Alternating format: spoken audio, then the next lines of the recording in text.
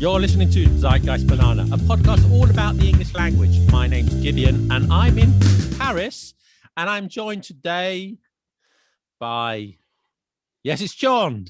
John, hello. Hello again. Hello, how's it going? You all right? Yeah, I'm back in Paris now. Ooh, is that good or bad? Well, although I love Paris, maybe not so much at the moment. Like, everything's closed and nowhere to go really, and it's quite cold at the moment. So yeah, I was in the Canary Islands. If the listeners don't know, for a few months, but for reasons of work and other matters, I've had to return to Paris. Yeah, And you're in London, are you? I am in London. Yeah, I was going to say you're looking a bit disheveled, actually. Well, I don't have many appointments, so No, fair enough. And I guess you're wearing PJs on your bottoms, right? Or your tights, your typical tights and pants, or something like that. In fact, I don't want to know. Out of respect for you, I did put on clothes today. So yeah. Very good, very good. So today's podcast, do you want to know what it's about? I do. I don't know what it's about. Okay, good. I'll tell you. It is the words of 2020. New words, because it's been an amazing year. Not for most reasons, it's been a pretty bad year for many reasons. But, as the expression goes, every cloud has a silver lining, which means in the darkness, in the sort of the bad times, you can find something good. And that good thing is it's been a very rich time for the English language. Okay. Mm-hmm. So we can look at some new words. We might go beyond 2020, look at a few more recent words that I've discovered, 2019, stuff like that. But yeah, so if you want to stay up to date with the English language, this is a good moment. Okay. So what you're saying is as an English learner, you have to learn more words now. Is that what you're saying? Well, it's always been like that. I mean, language always changes because of technology, because of whatever's happening in the world. And this year, well, I should say this year, 2020, but I know in 2021, but there were lots of words related to... I'm guessing coronavirus. Yeah, very good. Very good. In fact, the word coronavirus has been around for a long time, but no one out of the sort of medical profession knew what it was. But that word has now become well known as has COVID. Yeah, because I think a common cold is a kind of coronavirus, isn't it? John, I'm an English teacher. Please don't ask me these difficult medical questions. Sorry. Good point. Don't ask me anything, out of my comfort zone, because I'll just give you the wrong. Yeah, I'll just stick to English things. I'll just stick to English things. Yeah. Not only about coronavirus, but a few other things. Anyway, let's start. So the word of the year. So the word of the year 2020 was. Are you asking me? Yeah, I'm asking you, because I'm going to do this as kind of a test. See if you know it, and also there'll be a pause so the listeners can think about it and see if they know the word. I'm drawing a blank. I have no idea. What would be the word? Okay, I'll tell you. Lockdown. Ooh, yeah, I should have got that one. You should have got that one. Yeah. Lockdown. Which, of course, existed before. It existed before, didn't it? Lockdown. It's been around a long time. But I think the meaning changed. Because for me, lockdown was when there was like a criminal in the building, a terrorist in the area, and the police would come and shut everything down and not let people out until the person, the evildoer, was caught. Mm-hmm. I think that was a lockdown in the past, wasn't it? Yeah. That sounds about right, if I remember. But people who've done nothing wrong having to stay at home, that seems to be rather new. Well, they might have done something wrong, but we don't know, do we? Yeah. But that's not the reason behind it, of course. I'll give you a few more coronavirus words from 2020. See if you know them. I'm sure you know a lot of them, and you can maybe give a brief definition of some of them. I'll do my best. How many do you know, listener? I use it in the singular. Here we've just got one. Yeah. So we have self-isolate. Ooh. So that means that you have to stay at home after maybe you've been to on a trip, to Gran Canaria. And you come back and you have to stay in your apartment for a good number of days to make sure you don't have coronavirus and you can't go out. Yeah. Or if you've been in contact with someone who does have coronavirus and you're not sure yourself. Yeah. Covidiot. Ooh, that's a person who's being irresponsible with the guidelines of coronavirus. Would that be right? Yeah, absolutely. So if I gave you a big hug, I would be a Covidiot, even though I want to really give you a big hug. If you organised a game of rugby for all your mates and you got lots of people to attend the game of rugby, and then people on social media would say that guy's a Covidiot. Well, we can play rugby now, though, so it's very true, yeah. Or if I went to the pub and kissed everybody, that would be a bad idea. Always a bad idea. Kiss everyone in the pub. You don't know what germs are going around. Good point. Stay safe. Now, obviously, we know what that means, but it's become a greeting, a salutation when somebody leaves. Stay safe. You don't say that? I probably wouldn't know, but I suppose, yeah, some people would. Yeah, good point. Or maybe on emails and things like that. And there are some other words, not directly related to coronavirus, but the new way that we work these days online has given us some words such as unmute. Ooh, yeah. Or in a phrase, hey, John, you're on mute. You're on mute. Unmute. Oh, okay. That's your real voice, isn't it? That's my real voice, yeah. Yeah. You just put on your radio voice to sound much better, don't you? Exactly. So it's nice. To unmute became a word. Okay, yeah. Yeah. And what about this? This is a nice expression. I use this one, a Zoom room. Not only do I use it, I have one, a Zoom room. You know what that is? Isn't it a room where you Zoom? No? Yes and no. And I should tell you this from personal experience, from personal behavior, that sometimes my apartment is a mess because I'm really that surprises me. Yes, I'm an untidy, lazy bastard fellow. You probably shouldn't say that. I always keep a space behind me, a few meters behind me, which there's a nice plant, or there's some books and stuff like that. And it's always clean and nice. So whenever I'm on Zoom, people say, "Oh, looks nice. Got a nice apartment there." But really, it's the rest of it. They don't see the rest of it. So that's your Zoom room. Lots of people have that, I think. Yeah, I don't really have that, unfortunately. I need to maybe get my bookcase and put it behind me. Because often it's a bookcase, isn't it? And people put on nice books to make themselves look intelligent and educated. And but I think you'll have to get some books first, John. Yeah, good point. I've got a few picture books. Okay. So as long as people don't zoom in on them, it'll be fine. But I quite like the idea of you in your perfect little box, looking lovely, and everybody thinking, "Oh, he's so civilized and nice." And then there's chaos reigns outside that box. Well, in a sense, I mean, this might sound strange, but in a sense, it's kind of respect to the viewer, the person on the other end of the meeting, because it's quite boring to see just like you sort of this fuzzy gray background all the time, and to have something interesting there and good sound, I think is quite important. It's quite respectful. So I try to do that. Don't always manage it.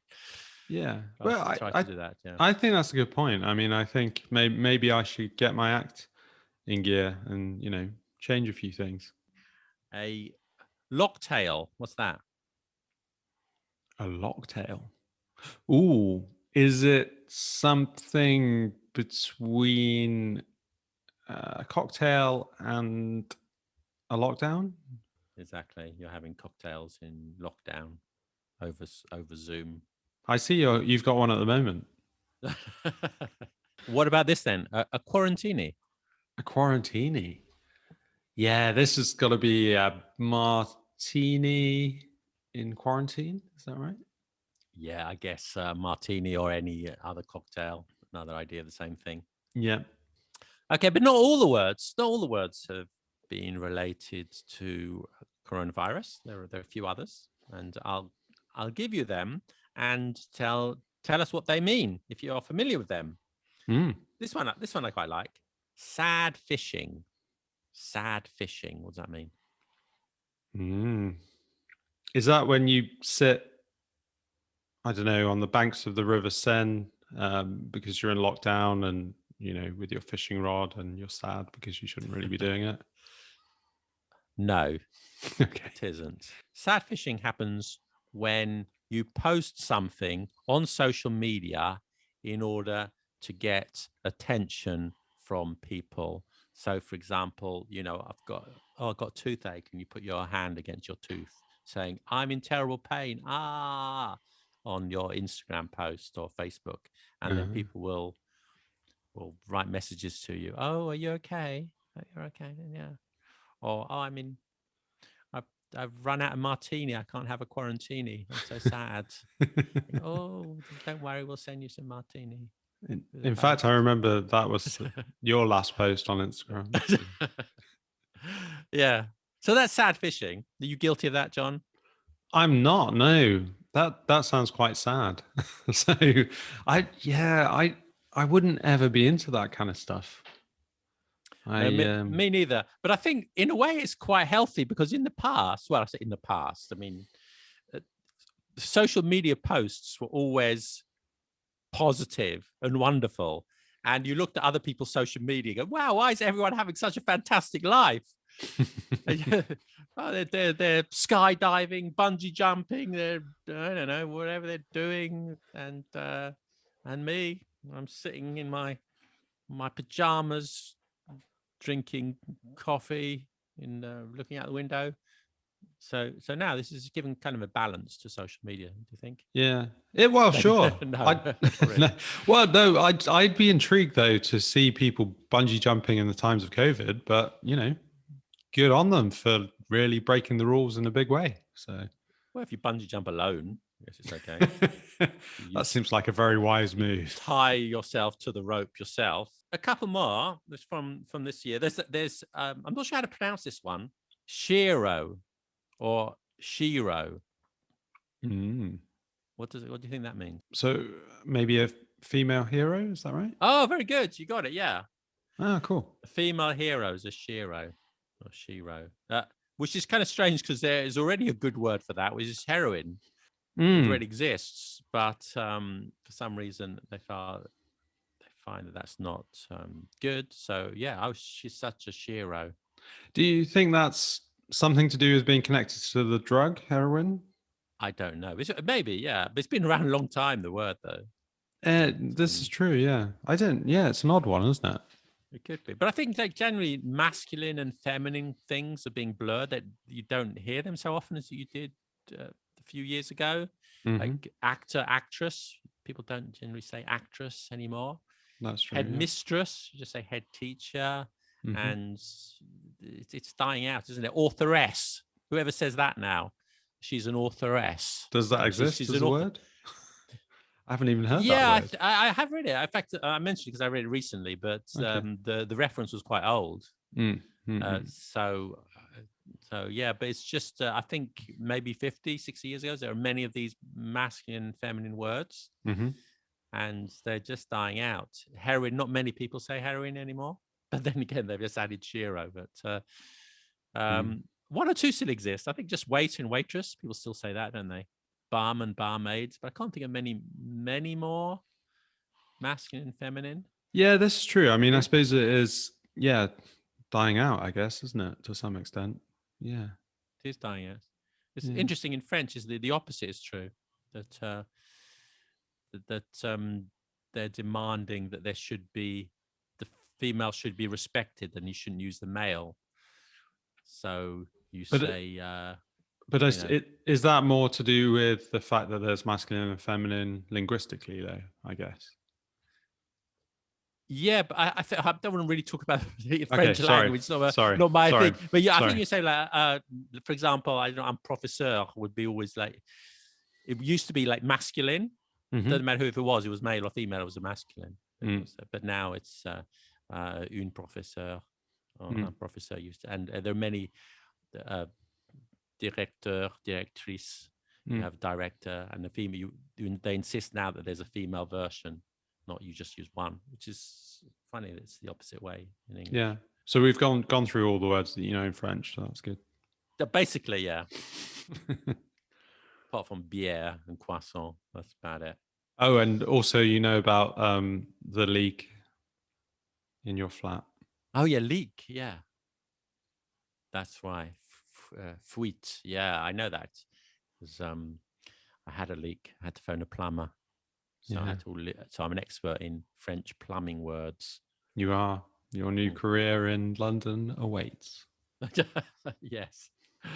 Yes. If I don't hit it off in the English teaching industry, become a plumber. Well, it's been a while now, hasn't it? I mean, you haven't become successful yet, so you perhaps should give it up. Exactly. Thank you. Thank you. A vote of confidence. You're welcome. Well, moving on to other words then. Yes, a shiro is a female hero. That's a new word. You might hear that. And this one I like. Here's one I particularly like, actually. The Anglosphere. Anglosphere. Anglosphere. What's that? Ooh. I'm guessing it's things that become anglicized because of the language.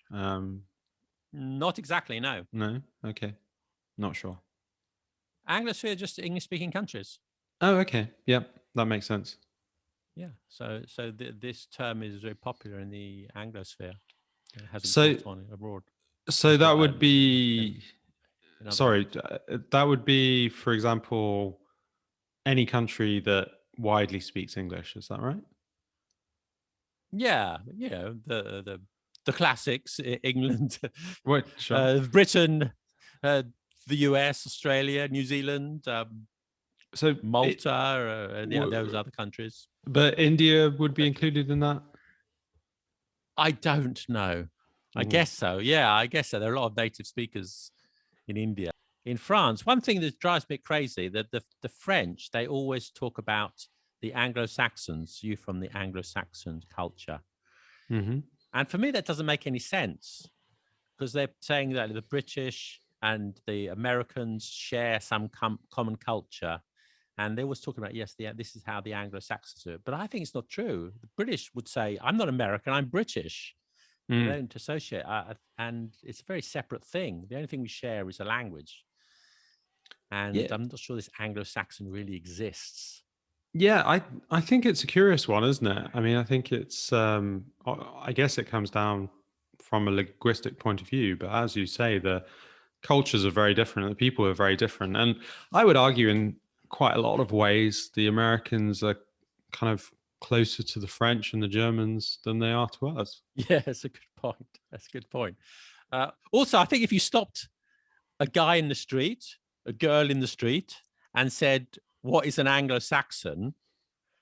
They would think, oh yeah, this guy from the Middle Ages, early Middle Ages, wearing a helmet,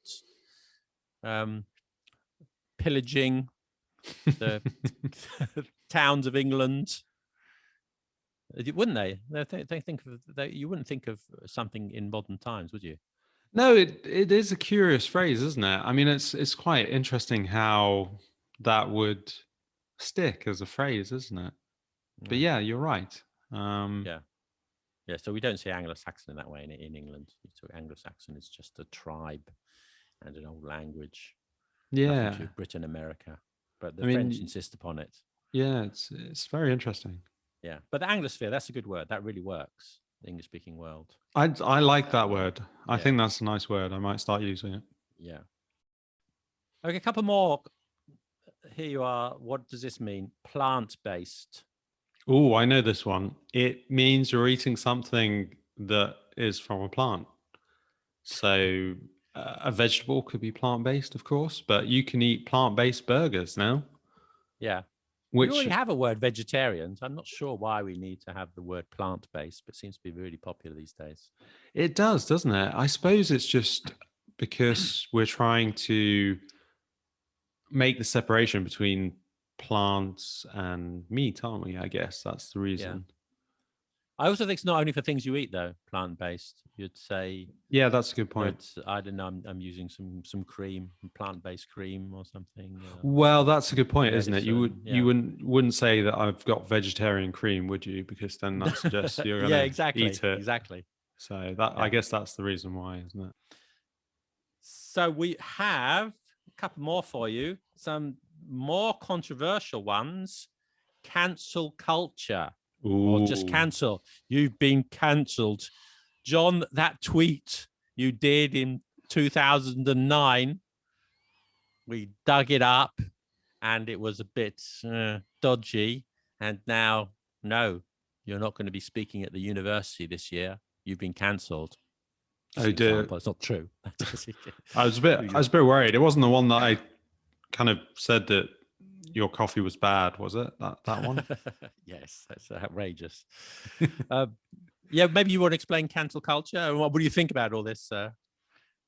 Yeah, it's an interesting one, isn't it? I guess cancel culture is when, as you say, somebody says something controversial and then you are blocked, or people attempt to block you from public life because you're wrong in some way, in people's eyes.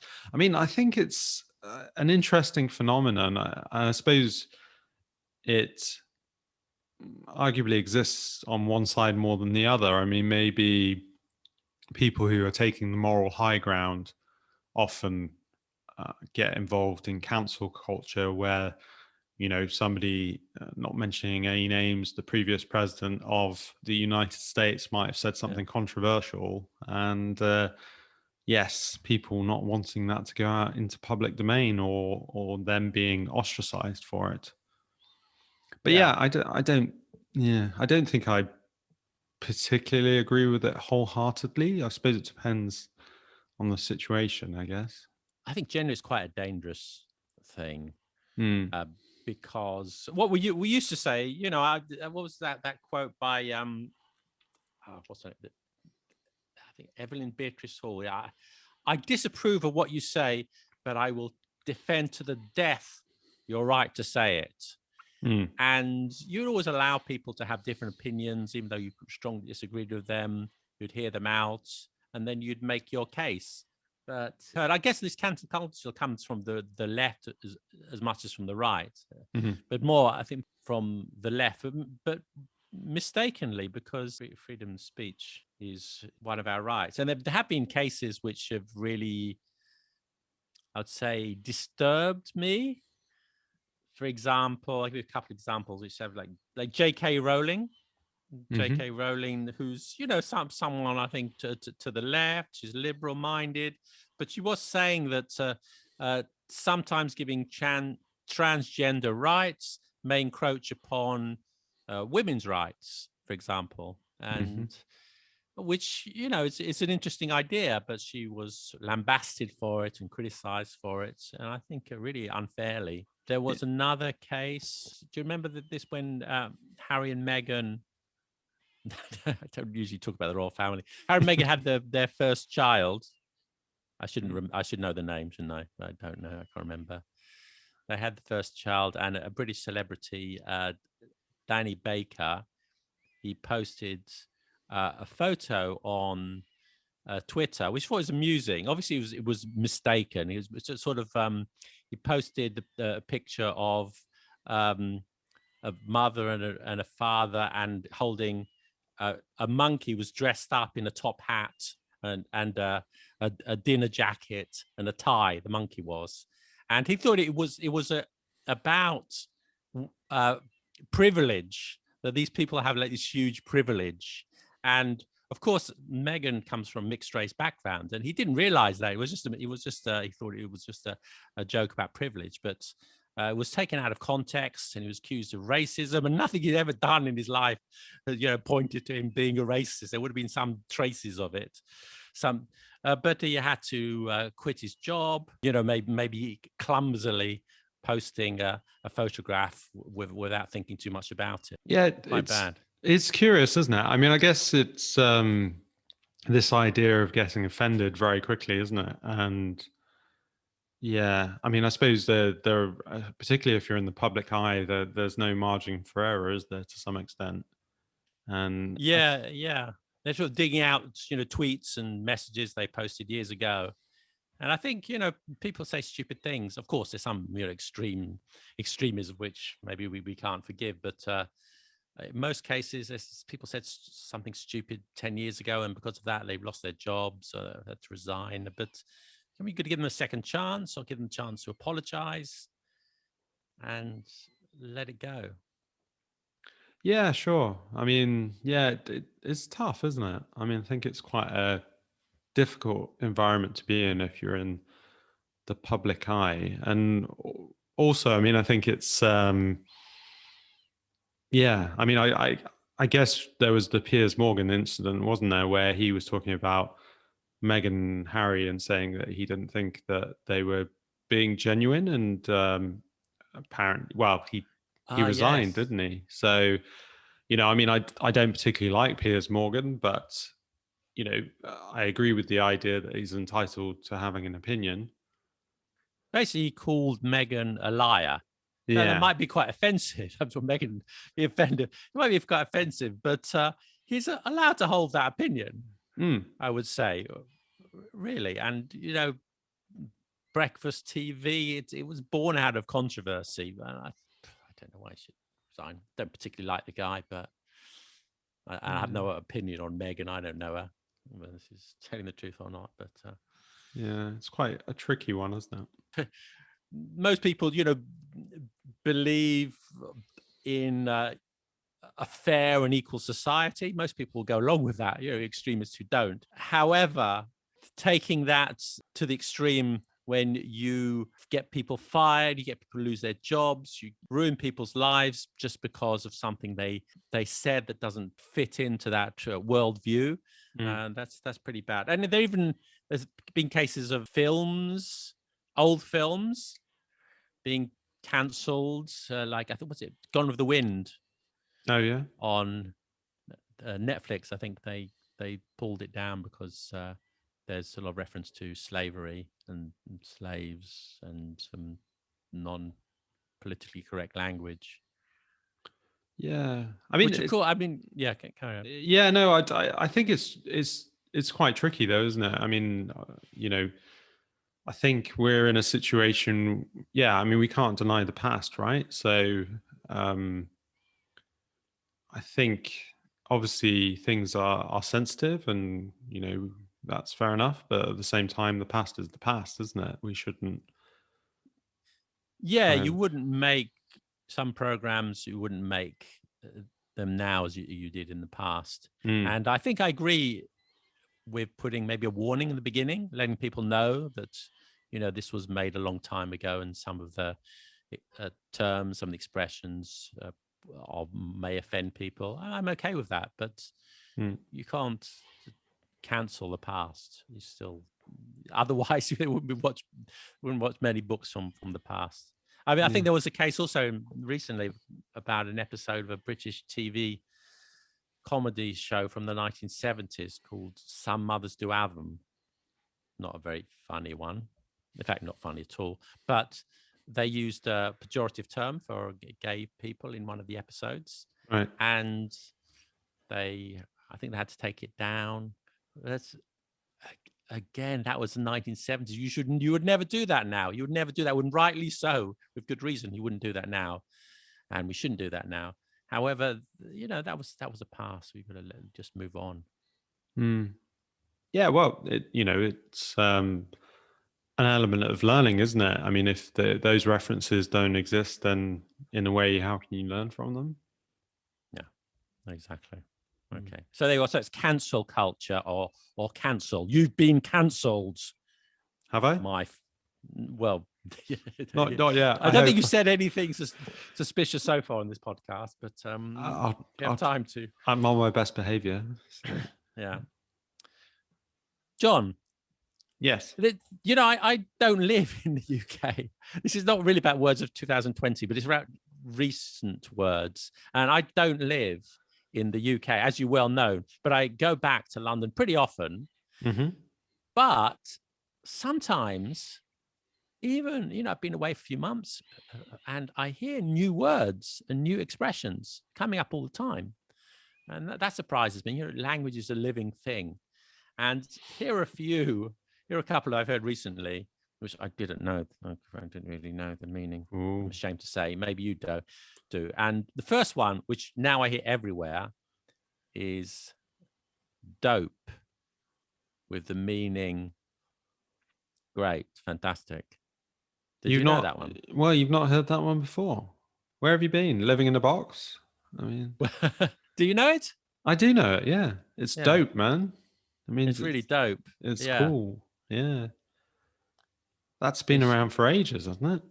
Is it? I didn't come across it until recently, maybe a year ago or so. I suppose it's probably more of an American phrase, I imagine. It is more American, that's in my defense. Yeah. More American. And I always thought, because dope for me had two meanings. Dope was someone who's an idiot. He's such a dope, that guy, which I think you still can use it, can't you? Yeah, I think you can use dope. it. You're such a dope. It's probably quite an old-fashioned expression now, isn't it? Maybe, yeah. And a dope, someone who takes drugs. I said, yeah, he's into dope. Well, he's taking a lot of dope, that guy. Well, I suppose dope, though, is normally marijuana, isn't it? Right. Okay, maybe I'll bow to your greater expertise on that, perhaps. Yes, I think so. Yeah, that would be my take on it. Okay, but that's what I thought dope meant, and now because he's a dope, because is sort of the opposite of it's dope, which means it's fantastic. So it's quite confusing when I first said it. It's dope. That's Well, I think that's what happens, though, isn't it? Yeah, you're a donut. But for example, wicked is probably another example, isn't it? My grandmother would have said, "Oh, he's a wicked boy," meaning he's bad and naughty. Whereas now it's used as being cool, isn't it? So obviously it's changed over the years. Exactly. That sounds a bit old-fashioned now, though, doesn't it? Wicked. It does, doesn't it? Like from the 80s. Yeah, that's something that Timmy Mallet would use, I guess. I don't know who he is. What? I don't know who. I don't know who that person you mentioned is. Oh wow, we've got to get you watching some Mallet's Mallet. Is that a British TV reference? You were probably in your 30s though when that was on children's TV. So I don't know who he is. Sorry. I'll educate you. Yeah, let me know. That's time.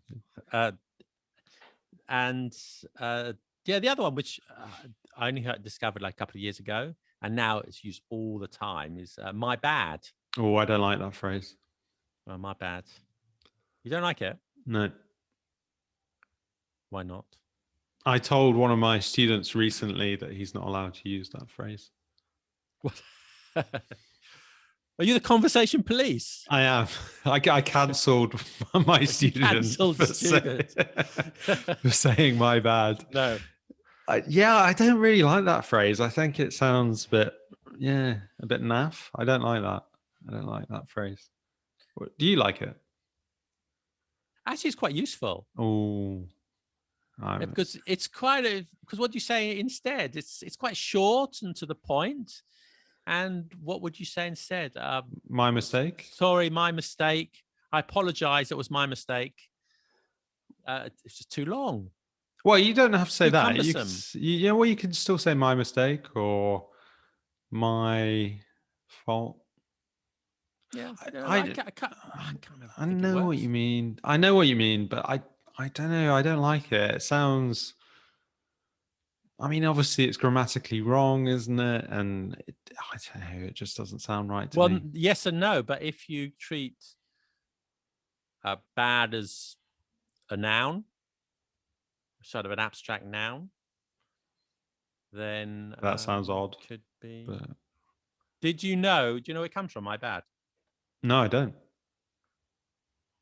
Well, it is controversial, but Shakespeare. Shakespeare. What? It doesn't come from Shakespeare, surely. I'll read you the quote. So this is. So let me get out the quote here. Sonnet 112. Okay. Your love and pity doth the impression fill, which vulgar scandal stamped upon my brow. For what care I who calls me well or ill? So you, O green, my bad, my good allow. It's not quite clear that he's using it in the same context. He's not using it in the same context, but I'm very impressed by you reading Shakespeare.